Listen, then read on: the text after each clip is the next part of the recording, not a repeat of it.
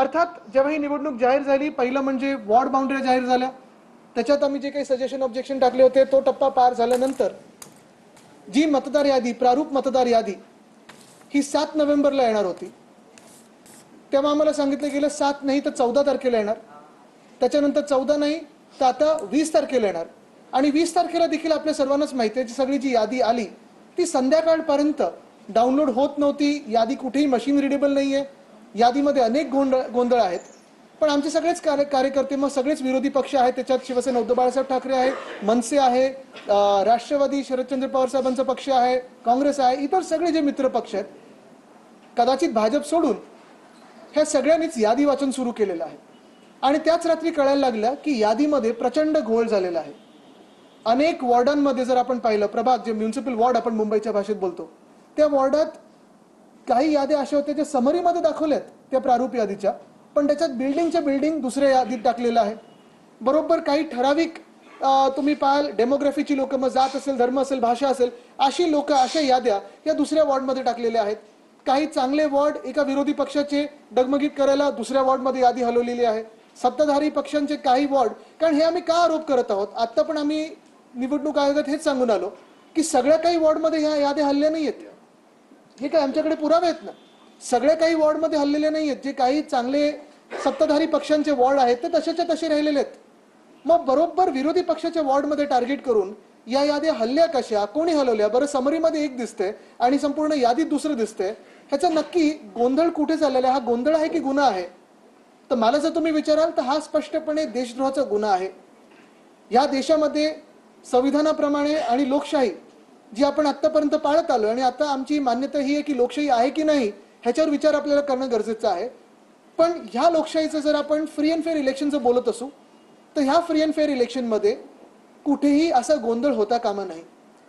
पण एकंदर फक्त यादीत गोंधळ नाहीये. जर माझ्या सहकाऱ्यांची परवानगी असेल तर मी काही इतर पण गोष्टी तुम्हाला वाचून दाखवतो ज्याच्यात गोंधळ आढळलेला आहे, कारण आम्हाला हे सगळं बसून अभ्यास करावा लागतो. मशीन रिडेबल यादी आलेली नाहीये.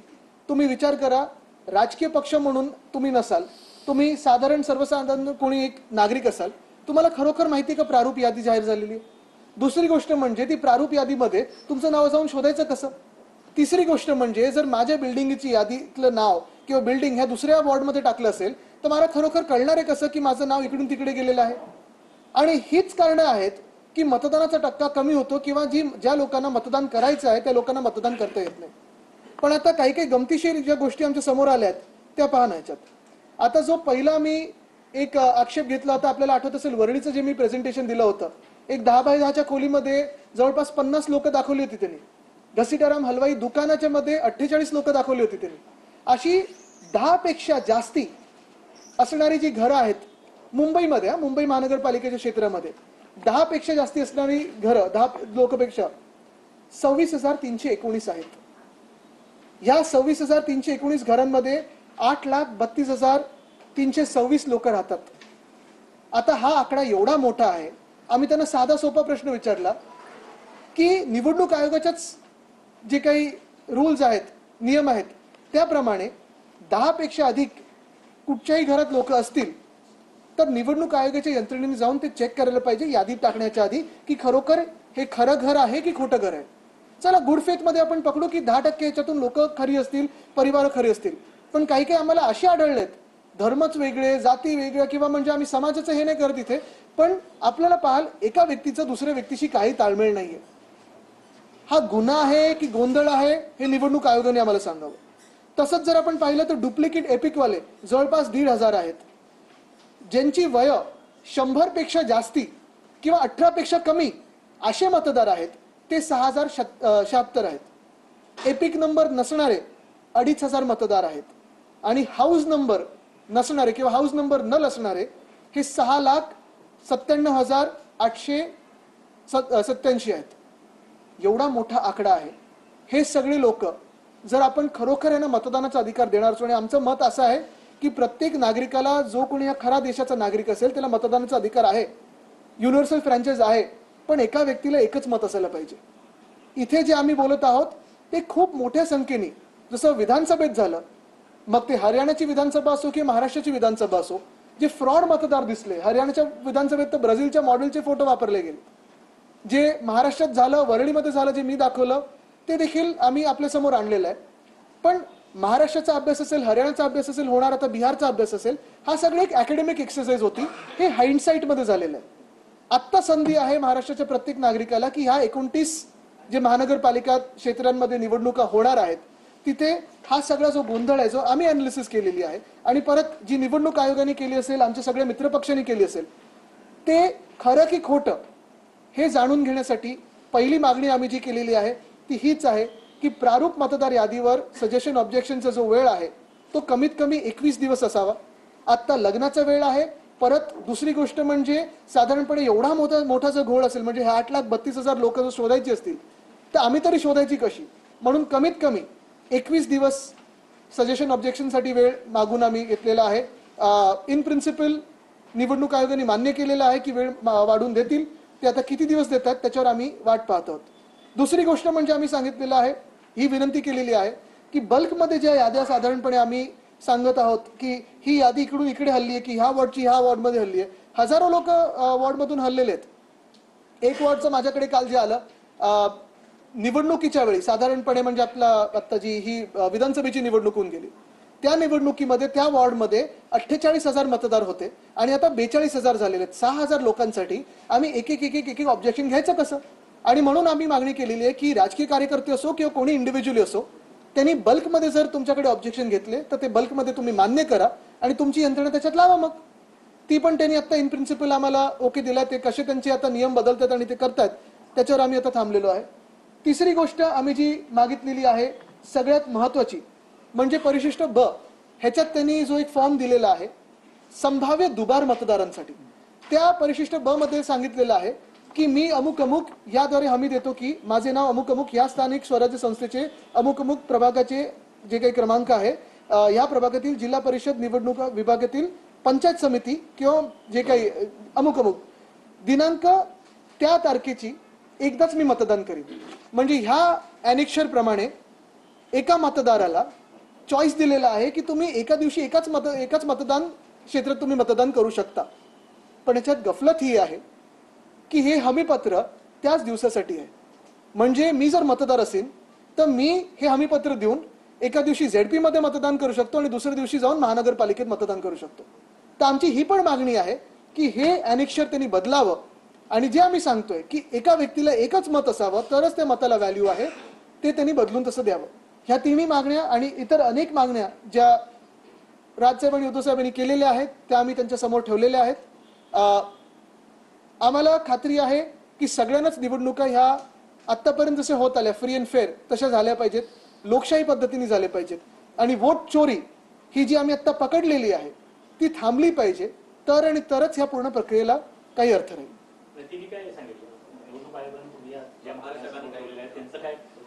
आता आम्ही सगळं सांगितल्यानंतर अर्थात त्यांनी काही त्यांना धक्का बसला की आमचा हा आकडा आलाच कसा समोर, कारण मशीन रिडेबल नसताना पहिली गोष्ट म्हणजे राजकीय पक्षांनी एवढा अभ्यास केलाच कसा. आमची प्रत्येक शाखा त्याच्यात आता कार्यरत झालेली आहे, मनसेची झालेली आहे, सगळ्याच पक्षांची झालेली आहे. अजून काही धक्कादायक गोष्टी ह्याच नियम आणि उपनियमामधल्या आम्ही पुढच्या काही दिवसांमध्ये आणू. पण जे मी काल परवाकडे आपल्या समोर आणलं ना, जी एक यादी आम्हाला मिळाली 203 वॉर्डची, ती आम्ही रितसरपणे महानगरपालिकेच्या मध्यवर्ती निवडणूक कार्यालयातून विकत घेतली होती. त्याच्यावर जर पब्लिकेशन डेट, प्रकाशित डेट, तारीख ही 14 नोव्हेंबर असेल तर मग ही तारीख 14 नोव्हेंबर असताना तुम्ही आम्हाला 20 तारखेला कसं दिलं? मग हा गुन्हा आहे की गोंधळ आहे? आणि सातत्याने आम्ही हेच सांगतोय की जर तुम्ही हे बदललं नाहीत म्हणजे तुमच्या मनामध्ये पाप आहे, तुमच्या हृदयात देशद्रोह आहे आणि तुमच्यावर देशद्रोहाची कारवाई झाली पाहिजे. आम्ही अजून एक सांगतो तुम्हाला, हे बदल जर घडले नाहीत तर अर्थात विरोधी पक्ष तर रस्त्यावर उतरेलच, पण कोर्टात पण ह्याच मागणी घेऊन जाऊ की यांचं सस्पेन्शन झालं पाहिजे आणि नुसतं सस्पेन्शन नाही तर देशद्रोहाचा कायदा झाला पाहिजे. मागण्यांची पूर्ण पत्र जे आहे ते आपल्याला देऊ, कारण त्याच्यात बारीक सारीक मागण्या पण आहेत. बारीक सारीक ह्या आत्ता मागण्यांनुसार, पण अर्थात ते निवडणुकीसाठी महत्वाच्या आहेत. पण महत्वाची गोष्ट हीच आहे की 21 दिवसाचा कालावधी झाला पाहिजे सजेशन ऑब्जेक्शनसाठी. दुसरं म्हणजे बल्कमध्ये तुम्ही घ्या. तिसरं तुमची यंत्रणा ह्याच्यात लावा. ही घरं शोधण्यामध्ये 26,319 घरं बल्कची आहेत, 8,32,000 लोक ह्याच्यात राहत आहेत. हे तुम्ही सुधारलं पाहिजे ना. आता जसं दुसरा हा आकडा की हाऊस नंबरच नाहीये. हाऊस नंबर नसताना आम्ही तरी जायचं आणि शोधायचं कुठे मतदारांना? आम्ही जर प्रचार करत असू 6,97,000 जे मतदार आहेत, जायचं कसं यांच्यापर्यंत?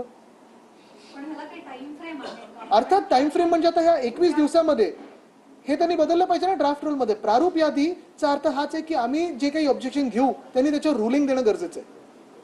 नेत्यांच्या माध्यमातून सांगण्यात आलेलं की याद्या निर्दोष होत नाही तोपर्यंत निवडणुकीला सामोरं जाणार नाही. या भूमिकेवरती संपूर्ण म्हणजे पक्ष जे आहेत ते ठाम आहेत. बघा, आता आम्ही पहिले हा एक पाऊल पुढे टाकलेलं आहे. आम्ही आमच्याकडून सहकार्य पूर्ण करत आहोत. निवडणूक आयोगाला लोकशाहीचं सहकार्य करायचंय की नाही, जनतेचं सहकार्य करायचंय की नाही. कारण तुम्ही मला सांगा ना, जर तुमचं यादीचं नाव भलत्याच वॉर्डात टाकलं असेल आणि तुम्ही मतदानाला गेलात आणि तुम्हाला सांगितलं तुमचं नाव नाहीये, तुम्ही मतदान करू शकणार आहात का? तुम्ही मुंबई भाजपपासून वाचू शकणार आहात का? तुम्ही अदानिस्तान होण्यापासून वाचू शकणार आहात का? नाही, बघा ना, आता आपण गुड फेट मध्ये घेऊ, असा विचार करू की हा जो भाजपने गोंधळ ह्याच्यात घालायचा प्रयत्न केलाय. कारण मगाशी नांदगावकर साहेब पण बोलले की जसं आम्ही निवडणूक आयोगाच्या देखील लक्षात आणून दिलेलं आहे की काही काही जिथे भाजपचे भक्कम मतदारसंघ आहेत तिथे गडबड नाही झाली आहे कुठची. तिथे मतदार याद्या वळल्या नाही आहेत.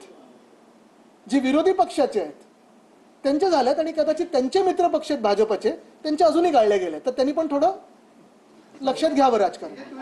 विरोधी पक्षाचे आहेत कुठले कुठले भाग आहेत, कुठले कुठले? भांडूप आहे, शिवडी आहे, दिंडोशी आहे, जोगेश्वरी आहे, वरळी आहे, माहीम आहे, असे अनेक आहेत. आता कुलाबामध्ये आहेत, बँड्रा ईस्ट आहे.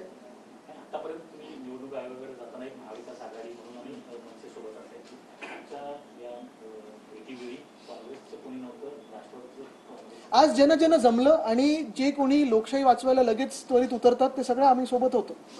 काही काही छुपे हात होते, काही सरळ हात आले. बघा, आता त्यांच्यामध्ये मला काही बोलायचं नाहीये. पण महत्वाची गोष्ट बघा, मी एक तुम्हाला सांगतो की ह्याच्यात सर्वच विरोधी पक्ष हे एकत्र आहेत. बघा, आता निवडणूक कशी लढणार, कोण लढणार वगैरे फार नंतरचा विषय. तिथपर्यंत पोचायला पहिलं हे सुधारायला पाहिजे ना आम्ही. हे बघा किती गट्टे आणलेत. आता ह्याच्यात एक उदाहरण आहे आपलं वॉर्डचं, जे आपण दाखवलं अनिल परब साहेब. हे बघा, हे अनिल परबजींनी तिथे दाखवलं. हा एक वॉर्ड आहे. या वॉर्डमध्ये वॉर्ड बाउंड्री वॉर्डच्या एजला कुठचे हल्ले असतील याद्या तर आम्ही समजू शकतो चुकून झालेत. वॉर्डच्या बरोबर मधल्या बिल्डिंग एक एक उचलून दुसऱ्या वॉर्डमध्ये कशा टाकू शकतात?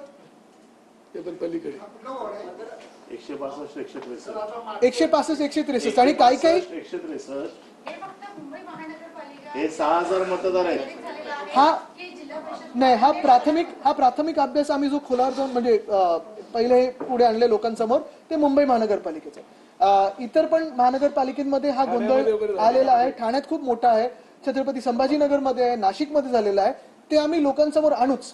पण आज पहिलं आम्हाला जे मागण्या करायच्या होत्या निवडणूक आयोगाकडे ते हेच होतं, ऑब्जेक्शन साठी वेळ वाढवून द्या, 21 दिवस करा, बल्कमध्ये ऑब्जेक्शन घ्या आणि हे परिशिष्ट ब जे आहे परिशिष्ट 2 ते आम्हाला बदलून द्या. एक मिनिट.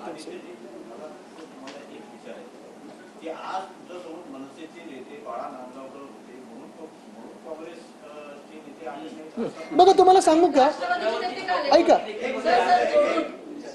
एक मिनिट मी नाही 162 आणि 163 साकीनाका. आता तुमचा जो प्रश्न राजकीय प्रश्न आहे की कोण आले कोण नाही, मी मुद्दाम त्याला उत्तर देणार नाही. कारण उत्तर दिलं तर विषयाला फाटे फुटतात. आजचा विषय महत्वाचा आहे. कारण बघा, आज आम्ही पक्ष म्हणून जरी आम्हाला पाहिलं नाही तरी आम्ही या देशाचे नागरिक आहोत आणि आमचं म्हणणं हे आहे की आमच्या मताला किंमत असायला पाहिजे. मतदार यादीवर तुमचा आक्षेप सुरू आहे, यावर भाजप सातत्याने म्हणते की ते तुमचा पराजय होणार आहे म्हणून तुम्ही पाठीभूमी तयार करा. पराजय करणार आहेत ना तुम्ही, मग निवडणूक तरी फ्री अँड फेअर करून करा ना. एवढी तरी हिंमत दाखवा. म्हणजे तुम्ही हिंदू मुस्लिम करण्याचा प्रयत्न करणार, तुम्ही जातींमध्ये भांडण लावण्याचा प्रयत्न करणार, तुम्ही मराठी अमराठी करण्याचा प्रयत्न करणार, तुम्ही रेवडी किंवा फ्रीबीज हे वाटण्याचा प्रयत्न करणार. सगळं करून पण तुम्हाला वोट चोरी करून जिंकावं लागतं. म्हणजे विश्वासार्हता तुमची या देशात किती कमी आहे हे स्वतः जरा आरशात पाहून लक्षात घ्यावं त्यांनी. गेल्या अनेक दिवसापासून विरोधी पक्ष सातत्याने निवडणूक आयोगाकडे तक्रार करतात, पण फारसे काही सोल्युशन निघालं. आम्ही सोल्युशन बघा, आमचा अभ्यास पक्का आहे आणि ते जाऊ दे, त्यांना थोडा त्रास होईल निवडणूक आयोगाला, पण तो त्रास आम्ही गरज पडली तर देऊ. पण त्यांचे पण क्लेम्स आणि त्या क्लेम्सचा आम्ही खरं क्लेम काय आहे तो पण आम्ही जरा काढलाय.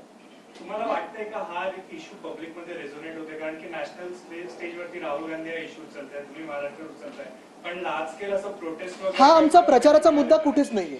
मी तुम्हाला सांगतो, याच्यात गफलत काय होते की मुंबईमध्ये तरी आणि महाराष्ट्रामध्ये तरी वोट चोरी किंवा हा जो मुद्दा आहे आमचा प्रचाराचा मुद्दा नाहीये. ही यंत्रणा आता चालू आहे, ही प्रक्रिया चालू आहे. ही प्रक्रियेत हे सुधार झाले पाहिजेत, ही आमची मागणी आहे. म्हणून आम्ही आता ह्याच्यावर उतरलेलो आहे. बाकीचे मुद्दे अनेक आहेत ना मुंबईमध्ये आणि महाराष्ट्रामध्ये, त्याच्यावर आम्ही बोलतच आहोत. ते प्रचाराचे मुद्दे होतील, ते राजकीय मुद्दे होतील. पण हा जो मुद्दा आहे ना, जसं मी आपल्याला सांगितलं की जे आम्ही हरियाणाचं अनालिसिस पाहिलं, राहुल ठाकरे बंधूंचं निवडणूक आयोगाला पत्र, बदल झाले नाही तर विरोधी पक्ष रस्त्यावर उतरणार. पत्रावर दोन्ही भावांच्या सह्या आहेत. मतदार याद्यांमधील घोळासंदर्भात ठाकरे बंधूंनी निवडणूक आयोगाला हे पत्र दिलं आहे. हरकतींसाठी 21 दिवसांचा वेळ द्या, नाहीतर निवडणूक रद्द करा, अशी मागणी या पत्रामधून करण्यात आली आहे. राज ठाकरे, उद्धव ठाकरे यांच्या संयुक्त पत्रावर या सह्या आहेत.